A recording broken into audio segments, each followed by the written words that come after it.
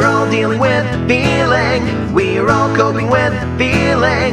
Looking inside your heart is the place that you should start. Then you can heal. Then you can be real. So open up your heart. It's time to start. Dealing with feeling. Coping with feeling. Open up your heart. It's time to start.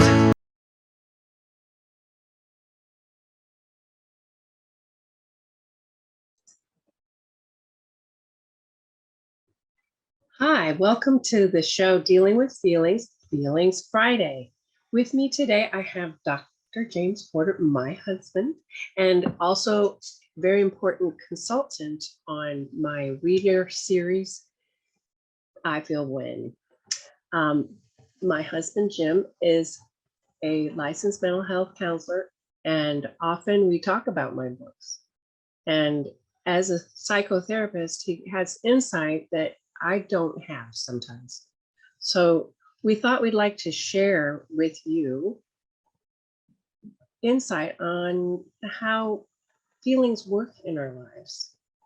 And today we're going to look at the feeling and the emotion of boredom and why that might be an important emotion. So first, I'd like to show you, would you like to see my thumbnail sketches for today? Yeah, that'll be neat. Okay, and then I'm going to ask, I have a ton of questions for you. So let's see here. I'm going to share the screen. And can you see it okay? Yes. Okay, good. Now I'm having it. There we go. Yeah. So it's raining outside. And I'll let you read it. Okay. I guess there's rain. It says, look. Oh, no. My toys are out there. Oh, no, that is a problem. You cannot go out there. Is that a parent? What can I do? Dun, dun, dun. We cannot play. Who's we? This other kid? Yeah. Okay, cool. Rain is still out there. You cannot go out. Somebody's saying. I feel bored when I cannot play. And so it begins. We can play. I feel is no ball. I feel bored when there is no ball or something like that. Yeah. Okay. We can play here. We can play inside. I get it. I cannot play. No, I can't. Yes, we can. We can play here. Oh, they're under the table. Yeah, they decided to play with Fort. You remember doing that? I've done that before. I've been under the table. So as a kid. It seems like it's not a big deal, but I remember being bored as a kid, and there's a reason. Little kids get bored more than adults, I think. Do you think? I guess, since I do counseling, I see a lot of people who are coming in with self-identified problems. So maybe I see a lot of adults who have something akin to boredom, and that sort of thing. So yeah, but you know what? I think just anecdotally from like me and people I know, adults might be bored with, like, say, their job or their day-to-day grind. But with kids, yeah, some of them have more free time, and that's where the boredom sets in. I remember that feeling as a kid, not anything to do, bored. Yeah. And maybe, the people that are bored with their everyday grind, maybe that's the little kid in them saying, hey, maybe we need to be creative here. Maybe this isn't the right fit for you. Hopefully that would be good if that's what the signal was taken as. Except there is a whole book that I have not read about the power, the importance of being bored sometimes. But there's such a thing as too much. Yeah. Kids but why do you think it would be important to be bored? I think it lets us tolerate different spectrums of life. And in this case, boredom would be letting us tolerate maybe lack of stimulation, lack of activity, the ability to just let your mind wander, which is a very different thing than mindfulness. Mindfulness is more of an intentional process where you are trying to pay attention to something in particular, either a spot on the wall or your internal processes or your breathing, or even watching your mental activity go by. But with boredom, I think it's a lot more free floating and mind wandering type thing, which again, that's not a feeling, but the feeling that goes with it can be like, I guess if we don't enjoy it, we can learn to tolerate it. Not that a child has to, it might be age dependent, how much we would want to allow them to tolerate it. But yeah, well, and one thing you've probably seen as a mom is that you can't constantly solve your child's boredom problem. Give them something fun to do. That would just Do you remember die. that time we went to Ohio and I went to the Dollar Tree and I got 25 toys and thinking that she would play with them, that it would keep her occupied. But she would just open them up and that would be it. Yep. And She we would had all open- this crap in the back of the car. She would open them up and eat the packaging, and she was only 16 years old. No, I'm kidding. Anyway, no, so yeah, no, that's a good example. So I guess just in short, boredom is an emotion, and all emotions are okay to acknowledge and express. And then what needs to be done is a matter of discussion and subjective opinion. And if it's two kids, that makes it interesting. And there's one part of this that I think helps bring out a very important part of coping with emotions is that one frame where one of the characters goes, "What can we do?" Mm-hmm. And I think that we, as people who have feelings, need to stop, identify our feelings, and sit with them, and then think about how can I cope with this. Yeah. It's that moment between, feeling that feeling and responding to it that is the golden opportunity for positive growth. Mm-hmm. Mm-hmm. And there are two people there, I guess, in that situation. And so I don't know if you want to explore whether both are bored. And then again, like you noticed they had different responses to the situation anyway. At least the way that's correct, isn't it? Yeah. I remember when I used to play at Jeanette Mercier's house, Mrs. Mercier always used to say, we would say, "We're bored." And she would say, "Well, find something constructive to do." And she always said that, all the time. And we did, we played for hours and hours and hours, and we invented our own play and activities that we did together. And I think that is really powerful for children to be bored. Mm-hmm. They can create their own fun and allow them to have that feeling. So there is that space. Yeah, I think so. I haven't been a kid in a while, but yeah, I remember coming up with ideas of what to do. Building things in the room, dig ditches and empty lots, and things like that. Yeah. So yeah, any mind can probably come up with something, whether they're alone or with someone. Yeah. And I think nowadays the kids are doing a lot of that online, Mm-hmm. playing with one another. And Yeah. I don't think we even realize that. And I think it might be there's some powerful relationships that are being built. Yeah, it's easy for me, and I think for a lot of us, to think that they're not being creative. They're not coming up with ideas from scratch. But they probably are coming up with some ideas from scratch. We've seen things that have changed the way people do entertainment because of the way the early YouTubers, that small gaggle of people dealt with making their own videos without any training and that kind of. So yeah, the internet, and then not having the internet, and also the internet coexisting with other things you might be doing.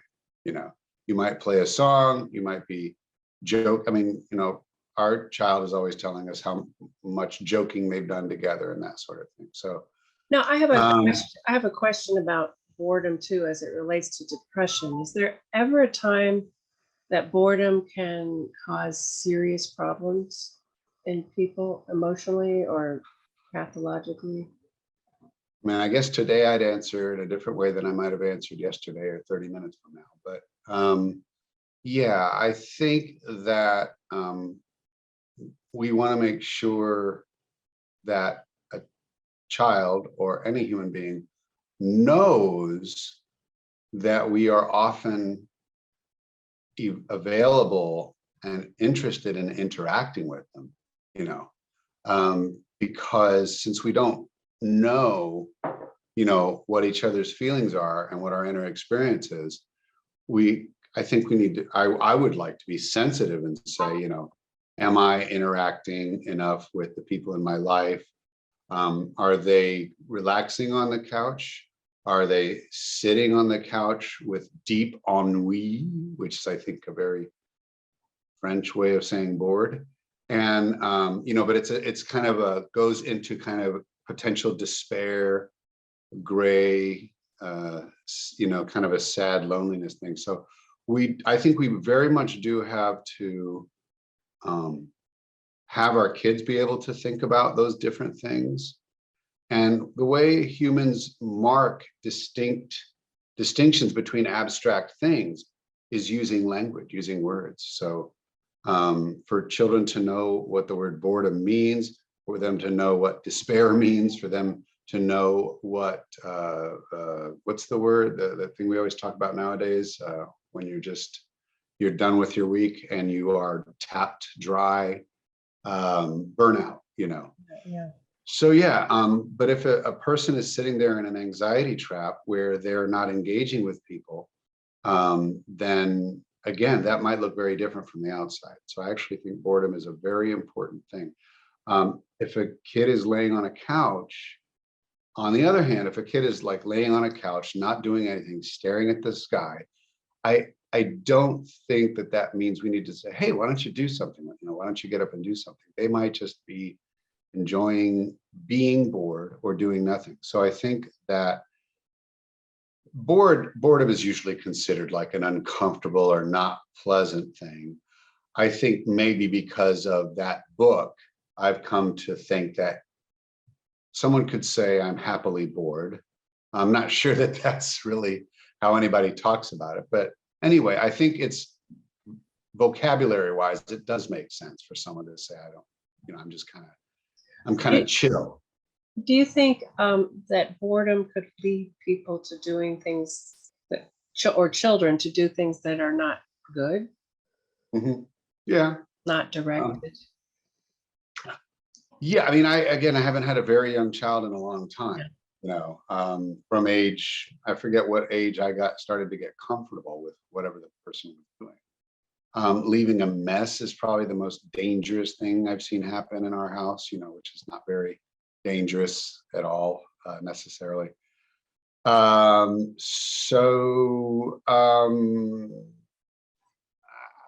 think, so explain that to me a little more.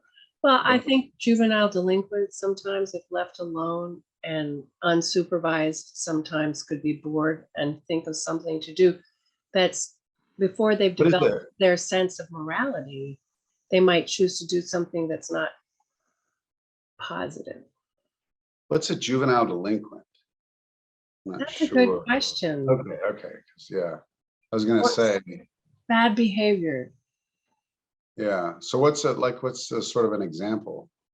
Throwing oranges at another group of kids.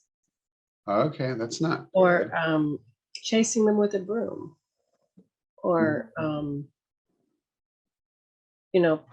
chewing up paper towels and putting it on somebody's seat.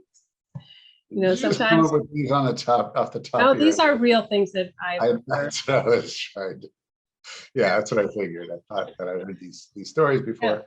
Yeah, So and who are you throwing oranges at? no, Who's I getting- wasn't doing it. I know. So I think maybe you're right. In your story, I mean, I guess the sky is the limit with human behavior. And I think in your story, it looks like one child seems to be despairing of the fact that he can't go outside and play. And the other child, if that's another child, is intending to find creative ways to get less bored. And Yeah, and that's, I think, the point. You know, originally I had the parent making the kids sit there. Because sometimes, you know, you have to sit there at a doctor's appointment or at church or something, and they were bored. But I thought to myself, that didn't really address the interaction or give the power to the child. So I wanted the story to have the child have a chance to invent something to do on their own. So that's the whole point of doing it this way. So that's interesting. So and in this one, is there going to be a parent in the book, in this particular book? I'm thinking not. Okay, that's good. So how, you know, one of the questions I think we always talk about is how to validate both of the people, you know, each person in the story. Each of them has feelings inside, and maybe they both feel bored. Maybe the friend that's offering solutions is feeling a different feeling than their bored friend. Maybe I know this can be too complicated, but it's stuff to think about. Maybe the bored kid starts to develop other feelings while they're bored: frustration, irritability, you know, that kind of thing,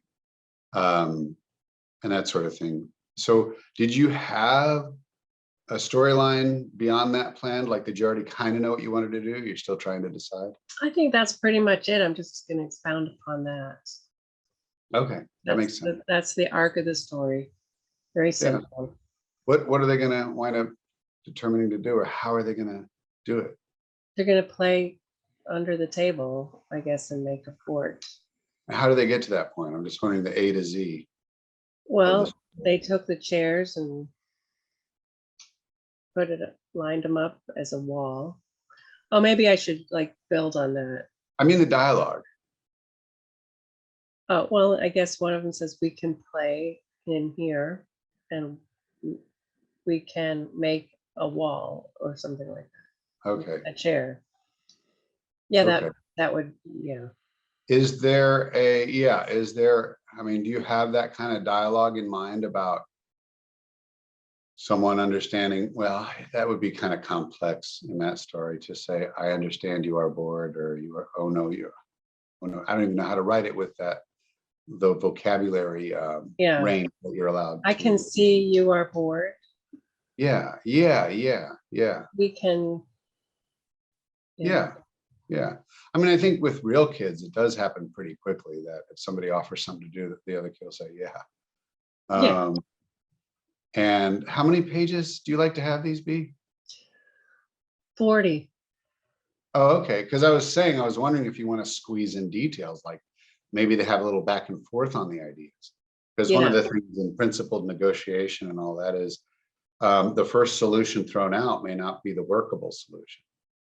In fact, I don't know if the characters are of writing age, able to read and write, but if they are in like mediation, they have people list options for mutual gain, and so they brainstorm, you know, and they, you know, and so one kid could say, "Let us list options for mutual gain." No, the kid won't say that. You could have, I mean, but you could have them write like 7 ideas out, you know, going back and forth. Each of them come up with an idea, and that's not something you need to do for this book, but it's an interesting process because it means there's something about their relationship developing where they can build a list together and then choose the best available one on the list, So that's another very important thing about the emotional process, is that solution finding is part of it, but you've heard that criticism. Don't just try to solve my emotions, But another part is that's an engagement process. It's a form of play to brainstorm ideas and stuff like that, Kids are creative. Wow. So That's yeah, interesting, because I made a list already, that somebody's right, put together right. what you can Oh do. yeah, that's cool. And so like it's up to you and all that stuff, but it's just came to mind that brainstorming is a thing, and it can turn into an infectious thing until you run out of ideas. And that gets the brain stimulated anyway. And you're not really bored if you're like trying to throw out new ideas to be written on the list, After a while, you're like excited. And so anyway, and then you pick one, and then the kids get to pick one. They get to.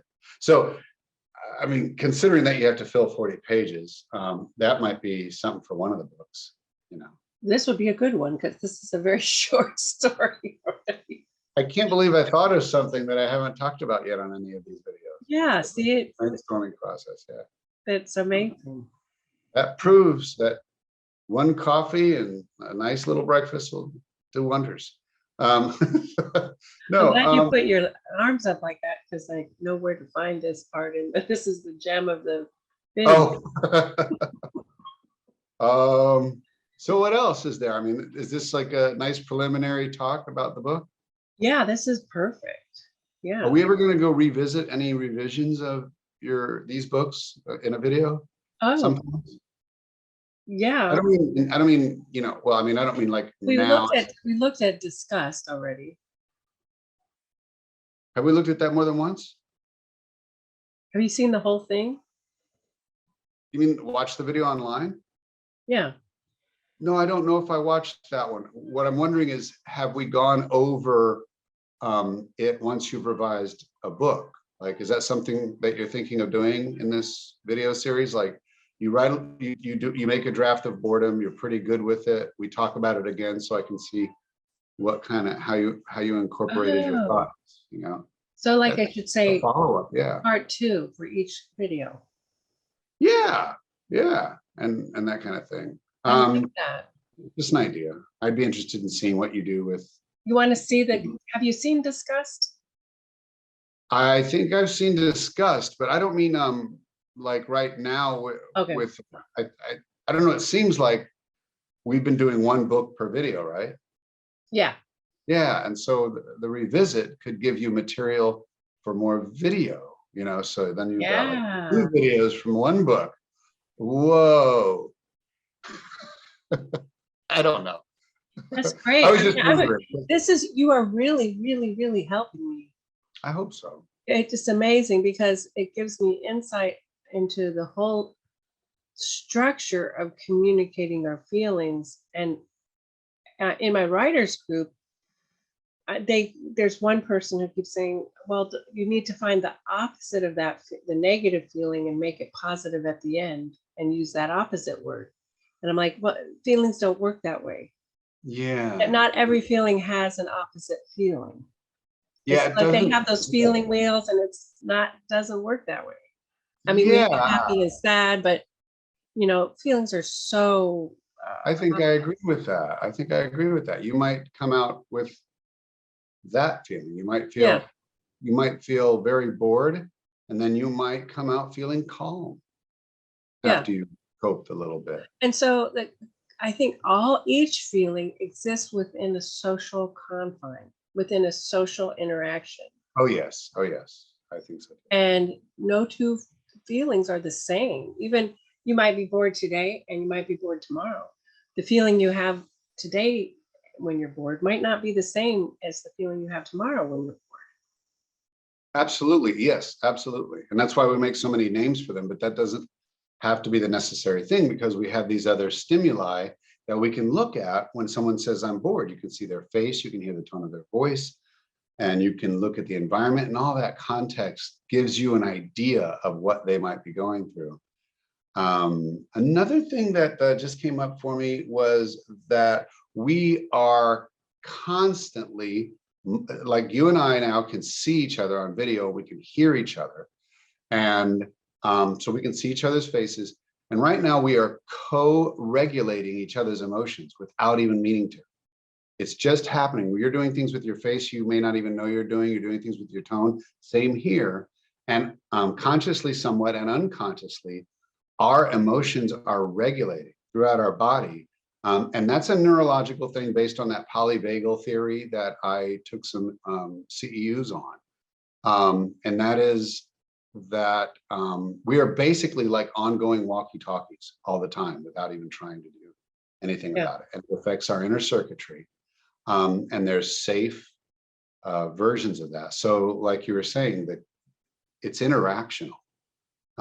Emotions are interactional. And I don't think there's any way to pull them out of the interactional sphere, except when you're alone in the woods, but you're still interacting with something.